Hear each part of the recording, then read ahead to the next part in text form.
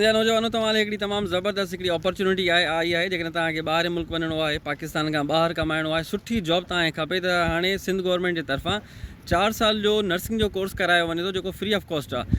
अॼोकी जेका डेट आहे 25 नवंबर 2023 में या 8 आयल आहे, तव्हां अख़बार में ॾिसी सघो था। इंटर तव्हांजी प्री मेडिकल में हुजणु खपे, जेका 50% ते हूंदी आहे, ऐं डोमिसाइल सिर्फ़ु सिंध जो हुजणु खपे। मेल हुजे फीमेल हुजे, ऐं एज लिमिट तव्हांखे ॿुधायूं था। 35 साल जी उमिरि वारा माण्हू अप्लाई करे सघंदा, मेल हुजे फीमेल हुजे। सिंध जे 13 ज़िलनि में इहे कॉलेजिस जेके आहिनि उन्हनि में इहा एडमिशन आयल आहे।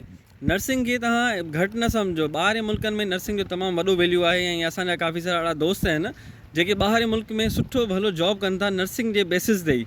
दोस्तो, वक़्त जी क़दुरु कयो। तव्हां वटि हाणे अपॉर्चुनिटीज़ आहिनि। तव्हांजी एज जेकॾहिं घटि आहे, 35 साल खां घटि आहियो, त तव्हां इन मां मुकमिल फ़ाइदो वठो। काफ़ी सारा ॿिया अहिड़ा आहिनि, पंजाब जा असांजा दोस्त आहिनि, KPK जा दोस्त आहिनि, माशाल्लाह उहे ॿाहिरि मुल्कनि में वेठा आहिनि।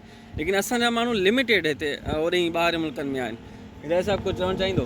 हाँ बिल्कुलु, नौजवाननि खे अपॉर्चुनिटी काफ़ी मिलनि थियूं। बसि नौजवाननि खे इहो ई करणु खपे त जेको कमु ज़्यादा कनि, ॻाल्हियूं घटि हुजनि, ऐं इन अपॉर्चुनिटी मां फ़ाइदो वठनि ऐं अॻिते निकिरनि। जी दोस्तो, वॾियूं महिरबानियूं तव्हांजो। उमेदु रखूं था तव्हां ज़रूरु इन ॻाल्हि ते थोरो रिसर्च पंहिंजे हिसाब में कंदो। 25 नवंबर 2023 जी तव्हां अख़बार वठो, ऐं इन लास्ट डेट जेका आहे 18 डिसंबर 2023 आहे। वॾियूं महिरबानियूं तव्हांजो। अस्सलामु अलैकुम।